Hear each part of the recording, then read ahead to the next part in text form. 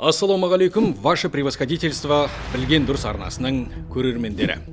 Владимир Путиннің ақ дегені алғыс, қара дегені қарғыс па? Қазақстанға қыр көрсетіп, не бізбен бол, не одақтастан дұшпанға айналасыңдар деп айтқаннан сау ма? Айдың күннің аманда астанамыз Ресейдің бір қаласы сияқтанып шыға келуіне не себеп? Ресей Украинамен оған қару беріп отырған батыс мемлекеттеріне ядролық соққы жасай ма? Батыс пен шығыстың геосаяси текетіресі жаңа деңгейге шығып, қазақ еліне шынымен тараптардың біреуін ғана таңдауына тура келіп тұр ма? Әлде бұның барлығы саяси қитұрқы ойындар мен жалпы ойын ережесінің өзгеруі ме? Үшінші дүниежүзілік соғыс басталайын деп тұр ма? Әлде баз біреулер айтып жүргендей, ол қазірдің өзінде жүріп жатыр ма? Қазақстанға қайтпек керек. Осы сұрақтардың төңірегінде ой толғасақ. Білген дұрыс арнасының патша көңілді көрермендері лайк løпілдеріңізден баса отырыңыздар, жазылмағандар жазылыңыздар, біз бастайық.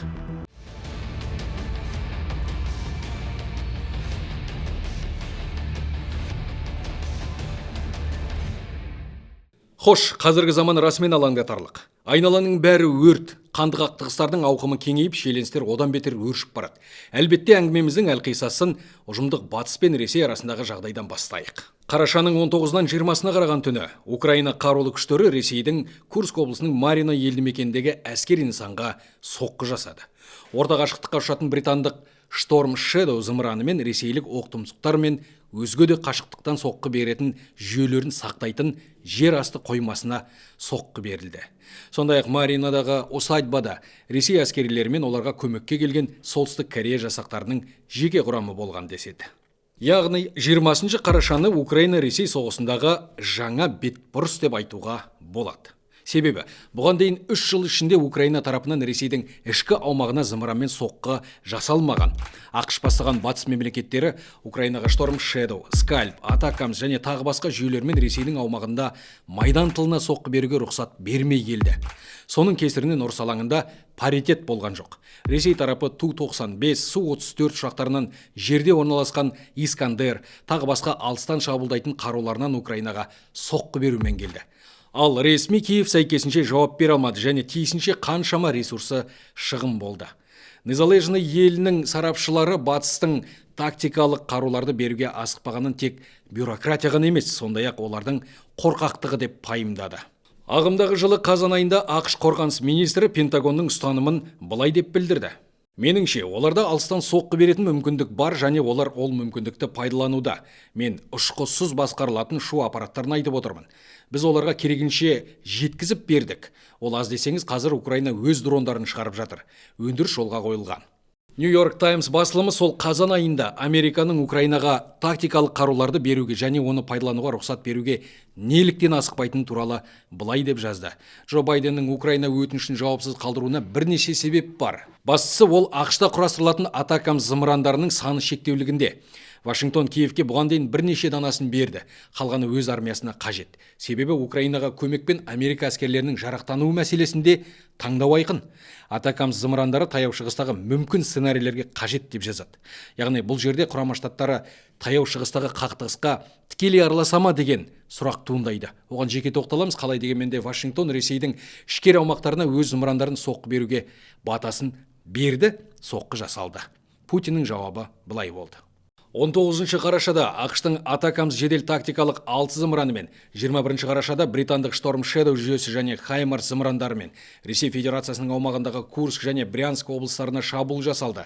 Біз бұған дейін бірнеше мәрте ескерткеніміздей, дәл осы уақыттан бастап Украинадағы аймақтық қақтығыс ішінара жаһандық сипатқа ие болды. Деді де қарымта шабуылға пәрмен берді. Одан кейін естеріңізде болса, Украинаның Днепр қаласына соққы жасалды. Ресейдегі зымыран жасаушылар ортасында Орешник деп айдарланған гипердыбысты баллистикалық зымыранды Путиннен бастап барлығы жер-көкке сыйғызбай мақтады. Оның жылдамдығы секундына 4 шақырым. Ешбір зымыранға қарсы қорғаныс жүйесі оны қағып түсіре алмайды деп пропагандашылар олардай шулап қоя берді. Ресей президенті зымыранды ядролық бөлшексіз ұшырдық. Украинаны айтақтағандарыңды қоймасаңдар, ядролық зарядпен соққы береміз деп доқ көрсетті. Соғыспен сабақтасатын саясат практикасында қызыл желі деген ұғым бар, яғни шек. Егер жанжалдасушы тараптар сол белгіленген шектен шықса, онда сөзсіз соққы беріледі. Бірақ бұған дейін де Ресей тарапы қажет болса Украинаны желеп-жебеп отырғандардың өздеріне соққы береміз деп дөң айбат шеккенін білеміз. Осыдан 2 жыл бұрын былтырда да Мәскеуде шерулер өтті. Ондағылар Кремль билігін Вашингтонға ядролық зымыранмен соққы жасауды талап етті. Әлбетте, полицейлік авторитарлық режимде әлем-жәлем митингтердің билік пәрменімен өтетіні баршаға мәлім. Яғни жаңағы митингтер де Ресейдің дуала ауыз айтқышпектері мен саясаткерлерінің дөң мәлімдемелері ауызбен айтып қорқытудан әрі аспағанын уақыт көрсетіп отыр. Бірақ әлгі орешникті қолдану Ресей-Украина соғысын жаңа деңгейге шығаратыны анық дейді біздің сарапшылар. Бұл енді эскалация конфликті деп ойлаймын. Әрине ол жақсы нәрсе емес, әрине бұл конфликттің келесі этапқа ауыстырады. Бірақ саясаттанушы ретінде мен өзім пікірім бұл бір-бірлеріне бір қысым көрсету, бір инструмент ретінде сияқты. Себебі соғыс созылып кетті. Қаражат жағынан да, адами ресурсы жағынан да қиын болып отыр. Бізді бәріміз түсініп отырмыз. Соғыс ары қаратай да созылуы мүмкін. Енді соғысты аяқтау үшін мирный переговорды бастау керек. Оны бастау үшін әрі күш өзінің әрекетін жасап, бір қысым көрсетпекші ғой енді. Сөйтіп қабылдауға болады деп ойлаймын. Яғни бұл кезекті бір ұпай түгендеудің қамы. Осы жерде келесі бір фактор алдыға шығады. Дональд Трамп. Трамп көке сайлауда жеңіске жетті. 2025 жылы ол ресми қызметіне кіріседі. Сайлау алды сөз жарыстарда Трамп мырза Украинадағы қақтығысты дереу тоқтатамын деген болатын. Демек ол соғысып жатқан тараптарды уақытша болсын бейбіт келісімге мәжбүрлейді. Сол үшін қазір екі жақта жанталасып, өзіне мейлінше көп жер алып қалуға тырысады. Бұл соғыс саясатындағы қалыпты практика. Ішкі саясатқа көбінесе қарайды деп ойлаймын. Сыртқы саясаттан көбінесе сол жалғастыратын шығар сол Қытаймен сауда соғысы. Ал Украина жағынан енді меніңше дәл қазірге әлі айту ерте деп ойлаймын. Себебі оның әрине электоральный выборный периодтың кезіндегі уәделердің бірі соғысты аяқтау, бірақ қаншалықты оның қолына келеді дегендей сияқты, қаншалықты Украина оған келіседі, оны әлі белгісіз, күту керек. Себебі ол өте қиын процесс, ол бір сөзбен ғана тоқтатылмайтын нәрсе емес. Онда түсіну керек, ол бір кезіндегі 90 жылдардағы бір полярный мир емес қой, бір мемлекет қана нақты шешіп алатындай. Мысалы 90 жылдарда конфликттарды еске алатын болсақ, Сомали болсын, Югославияның ыдырағанның несінде көбінесе Америка Құрама Штаттарының өзі бір шешу, өз мемлекет жалғыз өз күшімен ғана шеше алатын. Дәл қазіргі жағдай өзгерді ғой енді. Себебі Қытай, Азияның дамыған мемлекеттері, араб әлемі сияқты орталықтар өз алдына ақш-тың батыс өркениетіндегі одақтасы саналатын Еуропа елдерінің өзі бұған келісе қоймауы мүмкін. Әсіресе Ресейге жақын отырған Балтық жағалау елдері, Польша, Молдова. Себебі ертең алда-жалда Украина жеңілетін болса, оларға тікелей қауіп төнеді. Сарапшының пайымдауынша ұрыс қимылдарының сипаты өзгеруі мүмкін. 3 жыл бойы екі жақтың әскерилер негізінен шеп құрып соғысты. Блиндаж қазып орнығу, оны барып екінші тарап шабуылмен алу, плацдарм құру, одан ығыстыру, қажетті техника мен күш жинақталған кезде танк, құрыш сауытты техниканың сүйемелімен шабуылдау, яғни классикалық ұрыс. Оның сыртында Ресей Украинаның энергетикалық нысандарын, коммуникациялық тораптарын ұшақпен бомбылап, зымырандармен атқылап келді. Украина дронмен жауап қатудан әрі асалмай келген. Енді батыстың Storm Shadow, Scalp, Атакамс, Хаймер сияқты жүйелерінен соққы жасауға рұқсат алып отыр. Яғни ставка жоғарылады. Бетчерстің бәсі жоғарылады деп айтайық. Ресейдің стратегиялық әскери нысандары мен энергетикалық кәсіпорындарына ендігіде дрондар ғана дырылдап келіп шүйірікпейді. Жаңағы жойқын қарулар соққы жасайды. Бұл Кремль басшыларын алаңдатып отырғаны рас. Орешник деп айдарлап мақтауын асырып жауап қайтарғанын батыс сарапшылары сасқан үйрек артымен жүзедінің керіне балап отыр. Себебі Ресей ядролық соққы берген күні батыстан жақсылап жауап келеді. Яғни бәс жоғарыласа жаһандық қақтығысқа қатысушылардың қатарда көбею шарт қой. Украинаның бұрынғы бас қолбасшысы, қазір Ұлыбританиядағы елшісі Валерий Залужный 3-ші дүниежүзілік соғыс басталып кеткенін айтады. Өкінішке қарай, көптен күткеніміз басталып та кетті. Біздің отан қорғаушыларымыздың қарсы шебінде Солтүстік Корея сарбаздары соғысуда. Солтүстік Кореяның зымырандары төбемізден төнуде. Бейбіт тұрғындарымыз Иранның шахет дрондарынан мерт болып жатыр. Шебімізде Қытайдың снарядтары жарылуда. Бірақ жаратушының өзі бүкіл әлемге дұрыс таңдау жасау мүмкіндігін беріп отыр. Дәл қазір бұл соғысты Украинада тоқтатуға болады. Алайда біздің серіктестеріміз бұны түсінгісі келмейтін сияқты. Украина технология есебінен төтеп бергенімен ол шектеулі. Мен жаһандық соғыс басталып кетті деп есептеймін.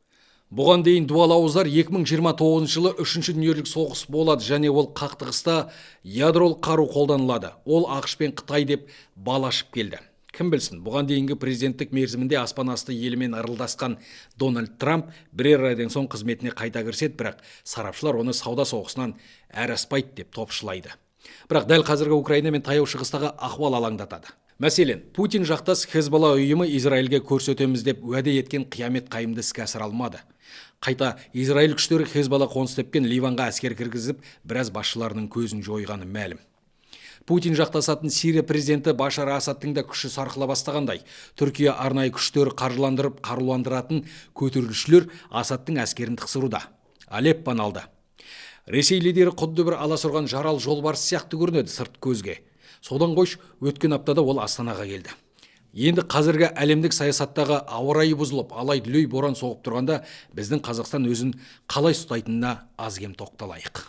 Өткен аптада Путин келді. Астана әуежайының іргесіндегі үлкен билбордта «Ваше превосходительство» деген жазу. Қала көшелерінің үш жолақ түсті Ресей туымен көмкөрілуі. Әлеуметтік желілерде көптің талқылауын түскені рас. Бұған шаттанғандар да болды, билікті қарғағандар да болды. Саяси дипломатия тілінде, яғни протокол тілінде, әлбетте, «Ваше превосходительство» сөзі қолданылады.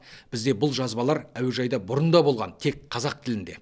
Жоғары мәртебелі Садыр Жапаров мырза Қазақстанға қош келдіңіз деген сияқты. Енді Садыр байке өзіміз ғой, қазақшаны тамаша түсінеді. Путин мырзаға түсінікті болсын деп орысшалауы солақ екен, арғы жағы баршамызға мәлім. Көшедегі үлкен LED экрандардың бірінде Украина байрағы пайда болды. Ал көкшетаулық белсенділер «Ваше превосходительство, идите» деп уәж айтты. Бұл қалыпты реакция. Мен бұл сапардың Путин үшін қалай аяқталғанына тоқталсам. Тәуелсіз сарапшылар Кремль қожайынының мемлекеттік сапары да ертесінде өткен ұжымдық қауіпсіздік шарты ұйымының, яғни ОДКБ-ның саммиті де сәтсіз өтті деп пікір білдірді. Мәселен, Аркадий Дубнов Путин Украинада өткізіп жатқан әскери арнайы операциясы саясатына қатысты Қасым-Жомарт Тоқаевтың келісімін ала алмады деп жазды өзінің телеграм парақшасында. Сондай-ақ ол ОДКБ бұл саммитте де өзінің әскери саяси блог екенін дәлелдей алмады деп байламдады. Себебі бірлескен мәлімдемелерде президенттердің аузынан Украина турасында бір сөз айтылмады деп жазды ол. Тартус университетінің шығыстану зерттеушісі Борис Долгиннің айтуынша, Астана тарапы баяғы әдетіне салып, кең қолты қонақжайлық көрсеткенімен әдеттегідей өзге серіктестерінің қытығына тимеу үшін қайшылығы көп жаһандық мәселелерде Ресейді қолдаған жоқ. Оның үстіне Қазақстан Қытаймен терең ынтымақтастықты жалғастыра береді. Бұл әсіресе энергетика саласында деп түйді. Сондай-ақ Ресейді айналып өтетін орта дәліз Каспий арқылы мұнай тасымалдау ниетінен Қазақстан тайынбайды. Қазір 1,5 миллион тонна болса, келешекте ол 20 миллион тоннаға жетеді. Яғни Қазақстан өзінің экономикалық саясатын дербес жүргізеді. Әлбетте ол Ресейдің де қытығына тимеуді біледі деп жазады. Орыс тілінің мәртебесі, мәдени байланыстар, мектептер ашу сияқты қадамдар осыны айғақтайды деп түйіндейді. Бұдан нені аңғарамыз? Қазақстан 7,5 мың шақырым шекарасы бар қоңсы Ресеймен тату көршілік, экономикалық және мәдени гуманитарлық байланыстарын жалғастыра береді. Салған жерден Ресейден қол үзе салу, көршілермен бірге тұрған ТМД, ОДКБ сияқты ұйымдардың есігін тарс жауып шығып кету жақсы нәтиже әкелмейді. Және Қазақстанның қос қапталда қос ядролық державаның ортасында отырып өзінше белсенді әрекет ететінін батыста жақсы түсінеді. Ал Путин бізге келіп, сен не бізбен бол, не дұшпансың деп айта алмайды. Себебі Астананың белсенді дипломатиялық саясаты оның алдын орап қойған. Еліміздің Шанхай ынтымақтастық ұйымы, түркі мемлекеттерінің ұйымы, ислам мемлекеттерінің ұйымдары және ең бастысы ешкім шек келтіре алмайтын Біріккен ұлттар ұйымында белсенді позициясы бар дейді Аман Мамбеталин. Қазақстан жай пассивный рөлдан қарағанда өзі активный рөлді таңдап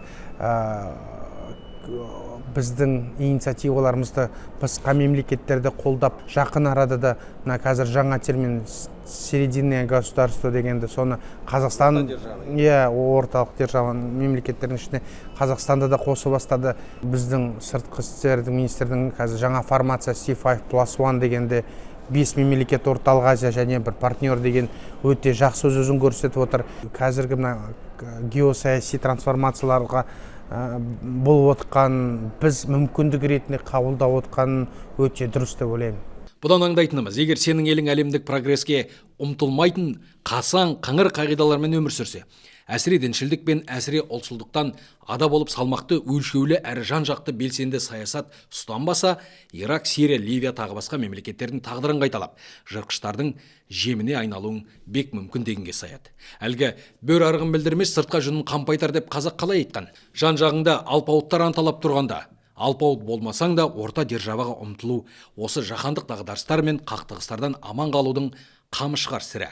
Ұлы ғалым Альберт Эйнштейннің қанат сөзі бар емес пе? Мен 3-ші дүниелік соғыста қандай қару қолданылатынын білмеймін, бірақ 4-ші дүниелік соғыста адамдар таяқпен соғысатын болады деген. Соғыс болмасын әлемде. Менде осы әдеттегідей лүпіл арнаға жазылу және пікір жазу сізден. Аман болайық.